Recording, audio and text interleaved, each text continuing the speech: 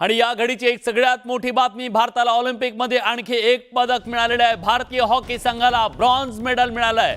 भारतीय हॉकी संघाचा स्पेनवर विजय संपादित केलेला आहे आणि भारताने स्पेनवर 2-1 न विजय हॉकीमध्ये भारताला पदक मिळालेला आहे। खरं तर हॉकी भारताचा खेळ, पण या खेळामध्ये भारत गेल्या काही वर्षांमध्ये दशकांमध्ये पिछाडीवर पडला होता। पण या संपूर्ण ऑलिम्पिकमध्ये भारतीय संघाने जी जबरदस्त कामगिरी बजावलेली होती, ती कामगिरी पाहता मेडल तर डिझर्व करत होता भारत आणि आज ते मिळालेलं आहे।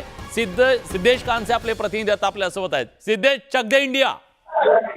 विलास, आत्ताच तू म्हटलंय जसं की भारताची मक्तेदारी होती हॉकीमध्ये गेल्या अनेक दशकांपूर्वी। ऑलिम्पिकमध्येही भारताची मक्तेदारी होती। ऑलिम्पिकमध्ये भारतानं आतापर्यंत 10 सुवर्ण पदकं पटकावली आहेत, त्यातली 8 सुवर्ण पदकं ही हॉकीत आहेत। पण हाच हॉकी खेळ गेली 4 दशकं मागे पडत चालला होता ऑलिम्पिकच्या स्पर्धांमध्ये। पण गेल्या वेळी टोकियोमध्ये भारतानं सेमीफायनल पर्यंत मजल मारली। दुर्दैवानं आपण फायनल गाठू शकलो नव्हतो, पण त्यावेळीही ब्रॉन्झ पदक मिळवलं, कांस्य पदक मिळवलं आणि यंदा पॅरिसमध्ये त्याच ईर्षेनं आपले भारतीय खेळाडू ऑलिम्पिकच्या स्पर्धेत उतरले होते आणि त्यांनी यंदाही सेमीफायनल पर्यंत मजल मारली। ऑस्ट्रेलियासारख्या बलाढ्य संघाला हरवलं होतं।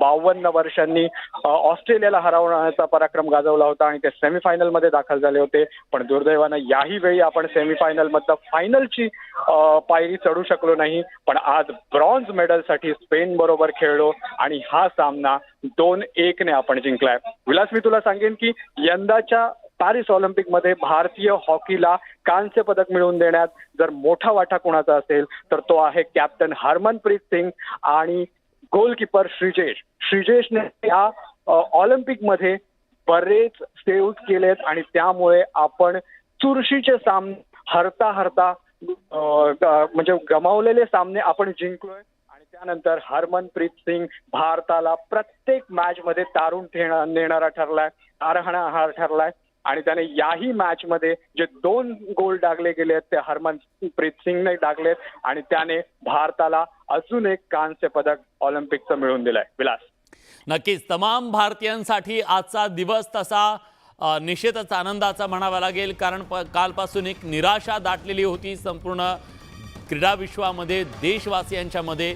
पण आज आपल्याला निराश केलेलं नाही आपल्या हॉकी टीमनं आणि ब्रॉन्झ मेडल त्यांनी पटकावलेला आहे, स्पेनचा पराभव केलेला आहे आणि हॉकी म्हणजे भारत हे जे नातं होतं ते नातं पुन्हा एकदा एक प्रकारे दमदार पाऊल टाकत जगाच्या पातळीवरती ठसवण्याचा एक प्रयत्न आपल्या या हॉकीच्या टीमने केला आहे। त्यांचं कौतुक करावं तितकं कमी आहे। जरी आपल्याला फायनलमध्ये जाता आलं नसलं तरी ब्रॉन्झमध्ये मात्र आपण बाजी मारलेली आहे।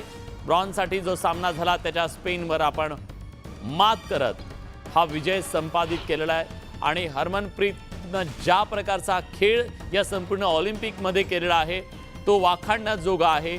तो एक हाती सामना फिरवू शकतो, एक हाती जिंकवू शकतो आणि हे त्यानं अनेक सामन्यांमध्ये दाखवून दिलं। आजच्या सामन्यामध्ये सुद्धा त्यानं तेच दाखवून दिलेलं आहे, कारण तगड्या अशा स्पेनवर 2-1 न भारतानं आज विजय मिळवला।